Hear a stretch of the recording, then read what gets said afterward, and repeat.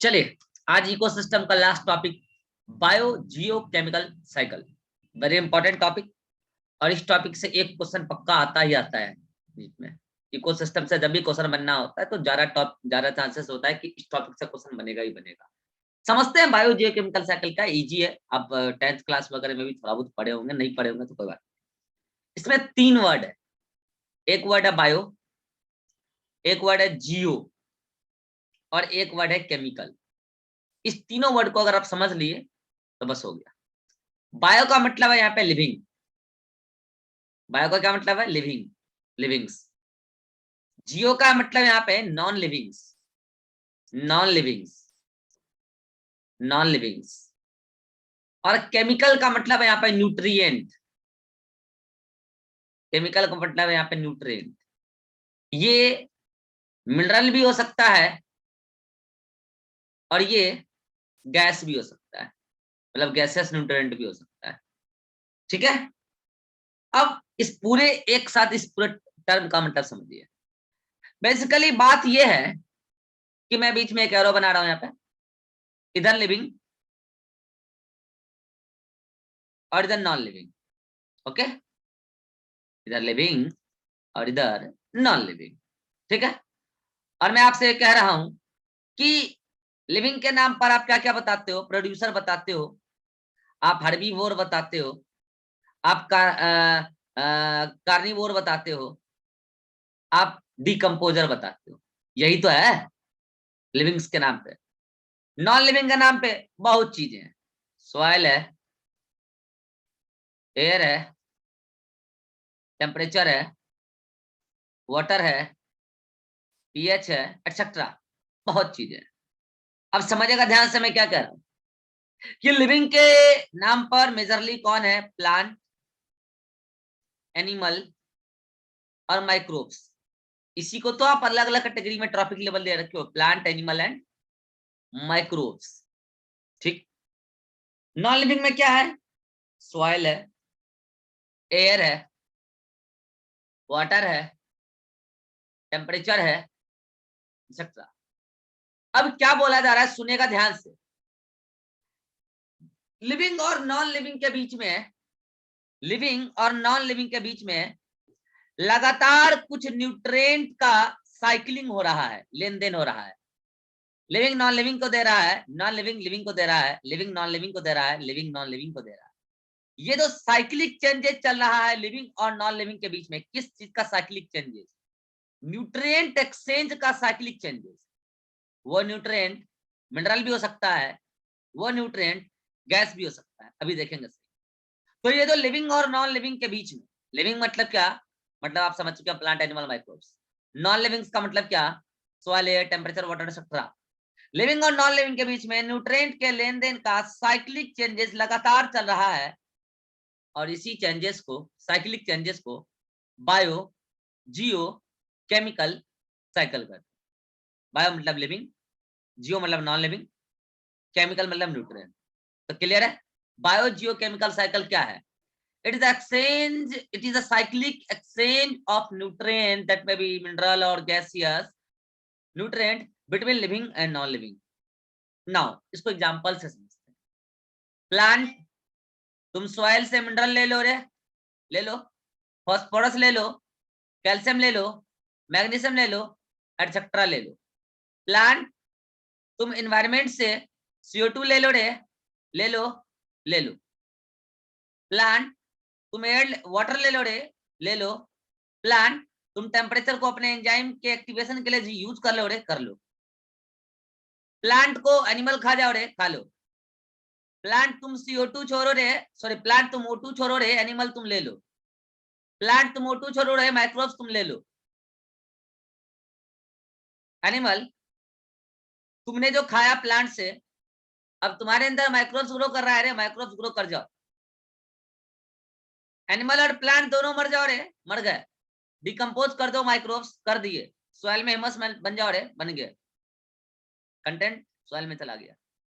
Microbe CO2 छोड़ो रे, environment में चला गया। एनिमल CO2 छोड़ो रे, इन्वायरमेंट में चला गया। CO2 छोड़ने से टेम्परेचर बढ़ाओ रे, बढ़ गया। माइक्रोब्स पानी में ग्रो करो रे, तुम्हें प्लांट यूज करेंगे, कर लिया। माइक्रोब्स को एनिमल खा जाओ रे, खा जाओ। आप देख पा रहे हैं कुछ गैसियस और कुछ मिनरल्स का लिविंग, ये लिविंग, और नॉन लिविंग, ये नॉन लिविंग, उसके बीच में साइक्लिक चेंजेस चल रहा है। आप देख पा रहे हैं साइक्लिक चेंजेस चल रहा है, और न्यूट्रिएंट के इसी साइक्लिक चेंजेस को बायो जियो केमिकल साइकिल कहते हैं। डन। आप समझना ध्यान से। ये क्या है? इन्वायरमेंट है। ये क्या है? इन्वायरमेंट। यहाँ पे मैं लिख रहा हूँ इन्वायरमेंट मतलब आप समझते हैं totality of biotic and abiotic factor. वो इन्वायरमेंट 3 पार्ट में डिवाइडेड है, एक एटमॉस्फेयर, एक लिथोस्फेयर और एक हाइड्रोस्फेयर।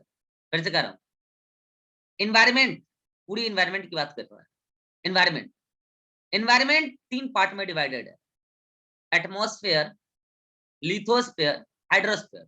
इन तीनों को मिला के आप बायोस्फेयर कहते हो, जो इन्वायरमेंट है। बायोस्फेयर 3 पार्ट है उसमें, एटमॉस्फेयर, लिथोस्फेयर, हाइड्रोस्फेयर। एटमॉस्फेयर मतलब हवा से रिलेटेड, लिथोस्फेयर मतलब चट्टान से रिलेटेड, और हाइड्रोस्फेयर मतलब पानी से रिलेटेड। ठीक है। नाउ क्वेश्चन इज दैट कि ये जो एबायोटिक फैक्टर है, ये एबायोटिक फैक्टर इसी इन्वायरमेंट का हिस्सा है, चाहे वो एटमॉस्फेयर का हो, चाहे वो लिथोस्फेयर का हो, चाहे वो हाइड्रोस्फेयर का हो। और उसी इन्वायरमेंट में बायोटिक फैक्टर भी है, मतलब इन्वायरमेंट में ही लगातार बायोटिक और एबायोटिक के बीच में जो न्यूट्रिएंट का एक्सचेंज हो रहा है, वही बायोजियोकेमिकल साइकिल है, दूसरी तरीके से। देन अब समझना ध्यान से, ये जो साइक्लिक चेंजेस चल रहा है, गौर से देखो, ये जो साइक्लिक चेंजेस चल रहा है, फॉर एग्जांपल इसमें, इस साइकिल में किसी भी पर्टिकुलर न्यूट्रिएंट का इनपुट आप मानो। फॉर एग्जांपल आप कह रहे हो कि लगातार ये फास्फोरस यहां से आया, सॉइल से प्लांट के पास गया, प्लांट को खाया एनिमल ने, एनिमल को खाया माइक्रोब्स ने, फिर डिकम्पोज होके सॉइल में आ गया। साइक्लिक चेंजेस चल रहा है।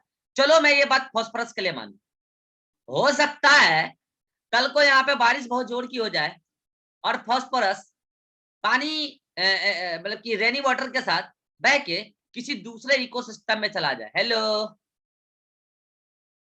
इसको बोलते हैं रन ऑफ। ठीक है, मतलब आउटपुट हो गया उसका, आउटपुट हो गया। कितना अच्छा खासा साइकिल चल रहा था।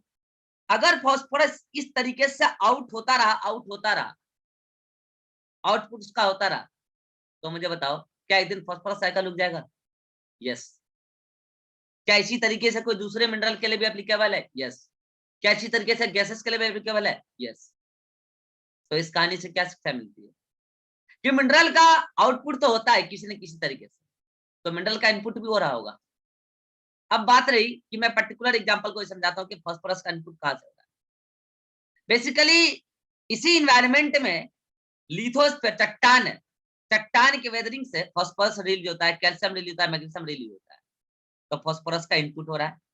हेलो, फास्फोरस का इनपुट हो रहा है। और फास्फोरस का ये जो येलो वाला है, ये तो क्या फास्फोरस का साइक्लिंग, जिससे सॉइल में अगेन आ रहा है। लेकिन इस सॉइल में फास्फोरस का इनपुट कौन करा रहा है? Weathering of rock. तो अब समझना, अगर ये साइकिल चल रहा है पीला वाला, और बारिश के साथ ये आउटपुट भी होता जा रहा है, लेकिन फिर भी साइकिल चलते रहे, इसके लिए क्या जरूरी है? कि इनपुट होते रहे। इसका मतलब साइकिल के चलते रहने के लिए एक मिनिमम रिक्वायरमेंट ये है कि इनपुट और आउटपुट, एक मिनिमम रिक्वायरमेंट बोल रहा हूं, इनपुट और आउटपुट बरोबर हो। और इस साइकिल के हमेशा चलते रहने के लिए एक आइडियल कंडीशन, एक बढ़िया कंडीशन क्या है? कि इनपुट आउटपुट से ज्यादा हो। ये तो ideal condition, at least input output के बराबर हो तो साइकिल चले, नहीं तो इनपुट आउटपुट से ज्यादा हो तो ज्यादा बढ़िया है। लेकिन जिस दिन इनपुट आउटपुट से कम हो गया, साइकिल नहीं चलेगा। बायोजियोकेमिकल साइकिल उस दिन नहीं चल पाएगा जिस दिन इनपुट आउटपुट से कम हो जाए, क्योंकि ऐसा होते ही साइकिल में न्यूट्रिएंट की कमी पड़ने लगेगी। बेसिकली वो पर्टिकुलर न्यूट्रिएंट की डेफिशिएंसी होने लगेगी लिविंग और नॉन लिविंग के बीच में, और वो पर्टिकुलर न्यूट्रिएंट का एक्सचेंज ही खत्म हो जाएगा, मतलब वो पर्टिकुलर मिनरल साइकिल या गैसेस साइकिल रुक जाएगा, खत्म हो जाएगा। तो क्वेश्चन आता है, which of the following condition is favorable for biogeochemical cycle? So input more than output, and which is unfavorable for biogeochemical cycle? Input less than output. ठीक, तो ये बात तो हुई just for introduction of biogeochemical cycle. Now मैं कह रहा हूं कि ये जो केमिकल है, ये जो न्यूट्रिएंट है, ये दो प्रकार का है। ये न्यूट्रिएंट मिनरल भी हो सकता है और ये न्यूट्रिएंट गैसेस भी हो सकता है, और इसी बिहाफ पर बायोजियोकेमिकल साइकिल दो प्रकार। अगर मिनरल का साइकिल तो मिनरल साइकिल, और अगर गैसेस का साइकिल तो गैसेस। कैसे पता चलेगा मिनरल साइकिल और कैसे पता चलेगा गैसेस साइकिल? वो न्यूट्रिएंट, सुनना ध्यान से, वो केमिकल, वो न्यूट्रिएंट जिसका रिजर्वायर लिथोस्फेयर है। लिथोस्फेयर का मतलब अर्थ क्रस्ट, चट्टान, जिसका रिजर्वायर लिथोस्फेयर है, उसका साइकिल मिनरल साइकिल। और वो न्यूट्रिएंट, वो केमिकल जिसका रिजर्वायर या तो एटमॉस्फेयर या तो हाइड्रोस्फेयर है, उसका साइकिल गैसियस साइकिल। मतलब आप सीधा सीधा बात याद रखें कि अगर कोई ऐसा केमिकल है जो इसका रिजर्वायर का मतलब क्या होता है? जहां वो पर्टिकुलर न्यूट्रिएंट एक्सेस अमाउंट में, सबसे ज्यादा अमाउंट में, उसको बोलते हैं रिजर्वायर। ढेर जिसका रिजर्वायर लिथोस्फेयर है, उसका साइकिल मिनरल साइकिल है। और वो न्यूट्रिएंट, वो केमिकल जिसका रिजर्वायर या तो एटमॉस्फेयर या तो हाइड्रोस्फेयर, ऐसे पर्टिकुलर केमिकल का, न्यूट्रिएंट का साइक्लिक चेंजेस गैसियस साइकिल है। For example phosphorus, calcium, magnesium, इन सभी का रिजर्वायर लिथोस्फेयर है, इसीलिए फास्फोरस साइकिल मिनरल साइकिल है, कैल्शियम साइकिल मिनरल साइकिल है, मैग्नीशियम साइकिल मिनरल साइकिल, और ऐसे ही सल्फर, उसका वो भी मिनरल साइकिल है। सल्फर में थोड़ा एक्सेप्शन है, अभी बताऊंगा एक्सेप्शन क्या, दो अलग अलग केसेस हैं, ठीक है। देन कार्बन, नाइट्रोजन,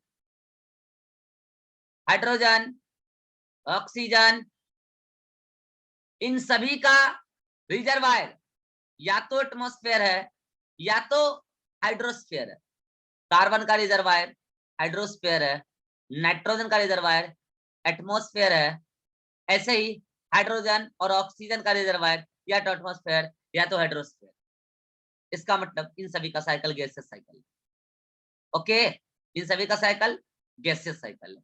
और सल्फर इधर भी है, सल्फर इधर भी है, मैंने कहा ना, यानी कि सल्फर दोनों ही साइड है। सल्फर गैसेस साइकिल में भी आ रहा है, सल्फर मिनरल साइकिल में भी आ रहा है। अब आप बोलोगे सर इन दोनों में एक ऑप्शन चूज करना पड़े कि सल्फर क्या है, एक ऑप्शन चूज करना पड़े तो सल्फर मिनरल साइकिल है। एक ऑप्शन चूज करना पड़े तो सल्फर मिनरल साइकिल, क्योंकि सल्फर एटमॉस्फेयर में बहुत कम है और हाइड्रोस्फेयर में बहुत कम है। सल्फर ज्यादा सल्फेट के फॉर्म में, मिनरल मतलब कि लिथोस्फेयर में। एक चूज करना पड़े तो मिनरल साइकिल, बहुत हो तो बहुत, ठीक है। यानी कि कई सारे साइक्लिक चेंजेस चल रहे हैं बायोजियोकेमिकल साइकिल में। Phosphorus cycle, calcium cycle, magnesium cycle, sulphur cycle, carbon cycle, nitrogen cycle, hydrogen cycle, oxygen, कई सारे साइकिल, और तो मैंने कहा सारे लिखे नहीं। आप पहचानोगे कैसे कि कौन क्या है? तो आप उसको ऐसे पहचानोगे कि आपको उसका रिजर्वायर पता होना चाहिए।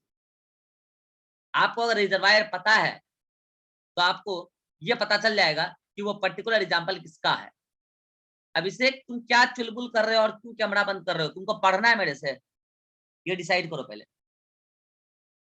सर आंख में कुछ पड़ गया था, उसको पोछ रहे थे। तुम्हारे अभी आंख में पड़ा है, जिंदगी में तुम्हारे बहुत कुछ पड़ जाएगा, समझ गए?